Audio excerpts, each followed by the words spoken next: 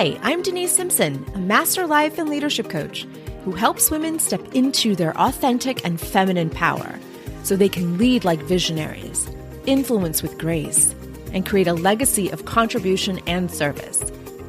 You'll hear about real leadership clients with real problems, navigating their success in life, business, and career. If you're ready to become a masterful leader, then this podcast was made for you. So let's get started.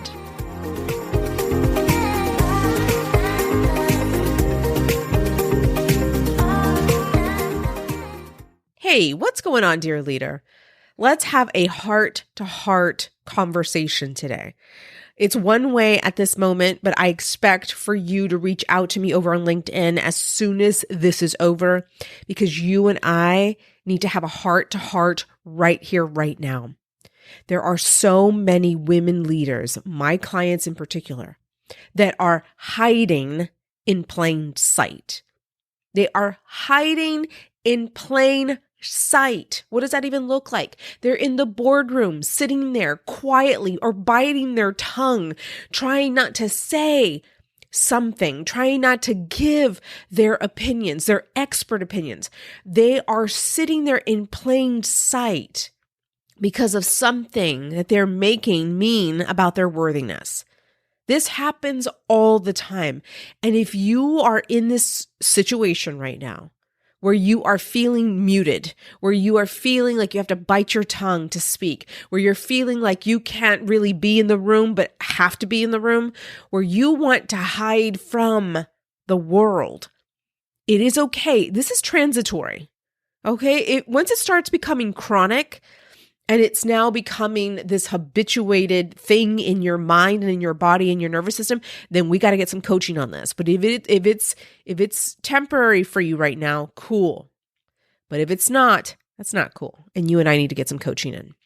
Listen, a lot of us are making other people's behaviors and their words and their actions towards us, we are making all of that mean something about our self-worth.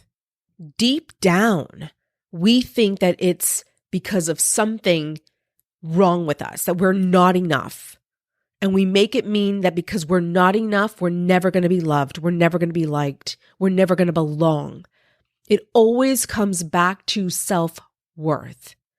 I heard an amazing woman, Jamie Kern Lima, the founder of IT Cosmetics, who sold IT Cosmetics to L'Oreal for $1.2 billion, my friends.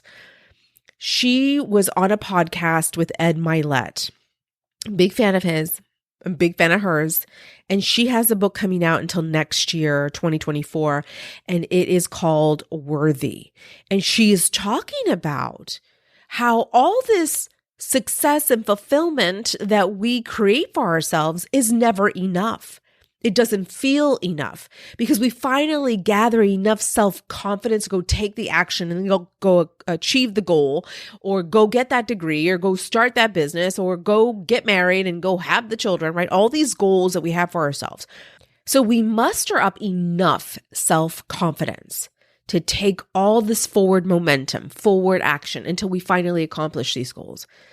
But what she has said in this podcast episode with Ed Mylett, she says all that may matter, may make a difference in the moment, but long-term sustainability isn't there because it falls back on our self-worthiness. Where are you on your self-worth? Listen, I am a woman of ambition. I am relentless with my goals. Let me tell you something. I am super focused. I am almost consumed by this work because I love it and because I know I'm impacting the world some way, somehow, little or big. I'm doing something to move this industry forward, this field of study, this leadership development for women leaders industry. I'm doing something. I wholeheartedly believe in that. And every day I have to take action. And I have to, on most days, my friends, I have to muster up self-confidence. Self-confidence is unnatural to me. I don't know about you, but I mean, you really think about it. Is it natural for you? Have you had to build this up? Or is it wavering? Does it waver? Does it wax and wane depending on the context? Because it is unnatural for me, and I am okay with that. I'm not a dude who was raised being told that I could do anything and everything I wanted. Hell no. I wasn't raised with all of these societal expectations that I am aggressive and confident and powerful and brilliant. No, my culture told me otherwise. Society has told me otherwise. My poor dear parents told me otherwise. So I don't have that innate ability to be confident 24 hours a day. That's unnatural for me. I don't know about you. But I don't know anybody who's like that, or maybe a dude, but I don't know any woman, especially my clients, that have that natural 24/7 self-confidence, this energy of self-confidence, this air of I know everything and I can do everything. No, hell no. I don't know anyone like this. I am someone who has to have her goals right in front of her face. And I have to remember my why. And I have to remember why I have these convictions and why I feel so passionately about women in the pipeline of leadership.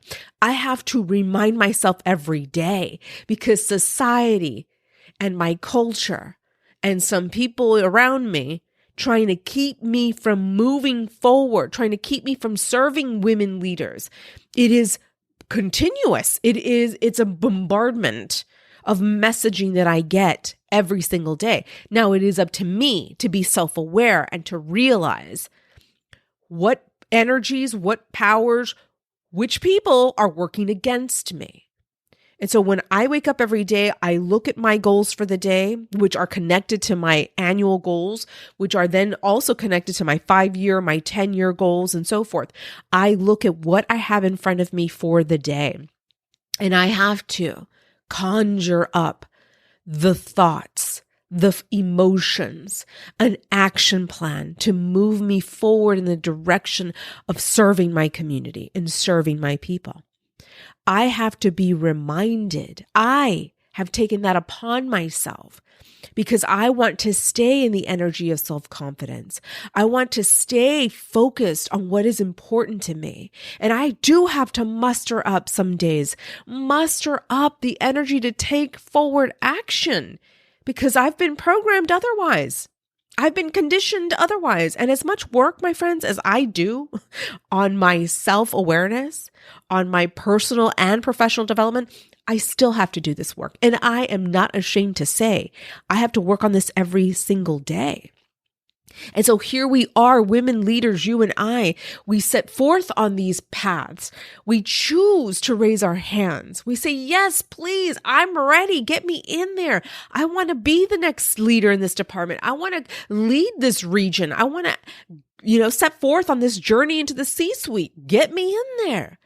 So we are the ones who we raise our hands. And we don't care who's watching. We don't care if you're going to tell us no. We're so excited, and we get enough self-confidence to apply or to ask for those promotions or to leave our organizations for another wonderful opportunity in another company. We muster up the self-confidence to go and take forward action so that we can accomplish these beautiful goals. Tell me, dear leader, was that not you? Is that not you today? Because this is what's important to understand. We muster up the self-confidence so that we can go and get a taste of what our dreams taste like, right? The deliciousness, the yumminess of our goals being accomplished. We go and take this forward action, but we have to do the self-confidence work to do that. And then we finally land those jobs, those positions, the pay increases. We finally accomplish that goal of a PhD, of a law degree, of a medical degree. We finally create the family that we have been longing for all of our lives. The children, the babies, the community, the neighborhood we live in. We make these conscious decisions so that we can go and fulfill these beautiful dreams. And then come to find out, that that's not enough because self-confidence is not sustainable. It is unnatural. And so when that happens, Jamie Kern Lima, this author, and again, the founder, creator of It Cosmetics, says the reason why you are unfulfilled is because you have been mustering up all that self-confidence. But what we should have been working on was the foundation of self-worth. Self-worth. My mind, just like, I swear to you, my mind exploded for a moment. I had to rewind and listen to her again. And I had to rewind and listen to her again. And then the next time I took out a pen and paper and had to write down her words, because this is exactly how I feel. She has described my life. She has described my goal life, my ambitious life. She's described why nothing has been fulfilling. And maybe it was a short-term fulfillment, but then after that, I'm going, well, what's next? Okay, what's next? Let's go. Next goal, next mountain to climb. Where else are we going? And I used to tell myself, there's nothing wrong with you, Denise. There is nothing wrong with you for wanting more. So when the world, my family, my culture, my community would say, more, Denise? You want more? Why are you so greedy? How could you be so selfish? Isn't this enough for you? Don't you think? I would push back and say, there is nothing wrong with me. I want more because I want more. And there I was defending this big void in my soul, this big void in my heart. Like, okay. So now I have perspective on why there is this constant void, why I want more, why I deserve more. Well, okay, first of all, you're worthy, my friend. You're worthy to want more, to desire more. But let's focus on building the self-worth. Right here, this is the foundation work. Fine, you know how to conjure up self-confidence? Fantastic. Because self-confidence is outward motion. It is moving forward. People are witnessing. You have an evidence list. Dang right, she's self-confident. She's got all these accomplishments, right? It's outside. It's outside looking in. This time we're looking from the inside out as we do the self-worth work. That's it. That's it, my friends. It's the self-worth. Now let's look at self-worthiness. Worthy. You being worthy. Listen, we are inherently worthy of love, of safety, of abundance. We are worthy because we exist. Now, for some of you, you're probably going, wait, what? Listen, my dear friend, you are inherently worthy of everything that your heart desires. You deserve to be happy. You deserve to be successful. You deserve to love where you lead. You are worthy of all of these things. Now, I'm telling you this, but it is up to you whether you're open to receiving this information, right? Because that's all I do all week. Every week I come to you and I tell you that you could be better, you could do better, you can have more, you can have the love, you can have the joy, you can have it all, no matter who you are. But it's up to you to take that in, to believe it for yourself. That's really the crux of it all, is you believing that you are worthy because you simply exist. So many of us have been raised to believe that we're nothing, that we mean nothing, that we don't contribute to anything, that we have no purpose. Now, I am someone who was raised in a Catholic home. It was embedded in me as a Catholic schoolgirl. Listen, I even got my PhD from a Catholic university. That was intentional. It was a full circle moment for me. I believe in God. I believe that I was created in the image of God. Now, for those of you who are saying, but Denise, you're a scientist. What are you talking about religion? Listen, my relationship with God is very personal. I don't normally talk about it with folks unless you're in my inner circle, unless you're one of my clients. But I want for you to know that whatever it is that you believe in, open your heart to believing that you were created inherently worthy of all that you desire in this lifetime. And I know society has said otherwise to certain groups of folks. I know that your culture has told you otherwise. I am a culture of Mexican American. I am a Mexicana who was raised in the United States, and I am someone who has had one foot in the U.S. patriarchal system and the other foot in the patron system. So listen, I have a very interesting perspective on worthiness from two very different countries, from two very different cultures. Not only was I bombarded with those messages, right, from society, but I was also bombarded with the message of being a woman and being a Mexican woman. And what did that mean in this country, in the United States? What did it mean for me, for my future, for my family? What were my expectations? So I wasn't allowed to think of my own expectations. I wasn't allowed to have my own expectations. And that's, I think, for most people. I think it's for most people, our well-intended parents, I'd like to think, and our culture and our society, they did the best they could. But listen, here we are now, grown-ass women, and we're questioning still our worthiness. This is continuous work, my friend. It is never ending. So while you've been mustering up self-confidence to take action towards a goal, we've been doing it the wrong way. We start with the foundation work of our self-worth. It's to be reminded that we are worthy, inherently worthy. We don't have to prove this to anybody. We don't have to defend ourselves to anybody. We are worthy. And now we go and take action. And now we get to create fulfilling lives, knowing that because we are worthy of it all, we then go take seamless action, or at least what it seems like, seamless action, because we've done the worthiness work.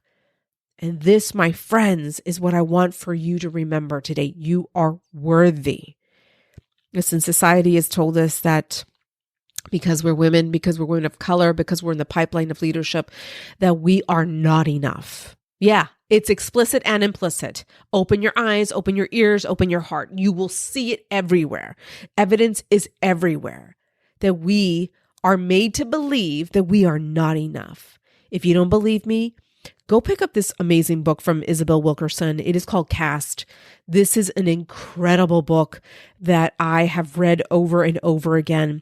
It talks about putting people in hierarchy based on their race and their gender. That people view us based on our race and our gender, and they determine whether we're worthy or not. And that I call bullshit. So go pick up this book if you don't believe me. And also stay tuned for Jamie Kern Lima's book called Worthy. It's not out until February 2024, but go pre-order it because it's going to be phenomenal. She's phenomenal. And in the meantime, we can work on your worthiness together. We can do coaching on this. Come into the Masters of Leadership Institute. We will work privately together so that we can explore this concept further and we can put some pragmatic steps in motion together so that you can start working on your self-worth. All right, dear leader, I'm going to stop yelling now. Hey, go hit me up over on LinkedIn at Dr. Denise Simpson. I'm so looking forward to hearing about your insights. Tell me what you thought about this episode. I'm here to support you. You're not alone in this, my dear leader. All right, I want to wish you a fantastic rest of your day, and I can't wait to serve you on our next episode. Take good care. Bye. Hey leader, do you want weekly leadership tips, coaching, and training straight to your email inbox? Yeah, I thought so. Head over to drdenisesimpson.com/leadership. Again, that's drdenisesimpson.com/leadership. Just submit your name and your email address, and we'll get started right away. I look forward to serving you inside your email inbox. See you soon.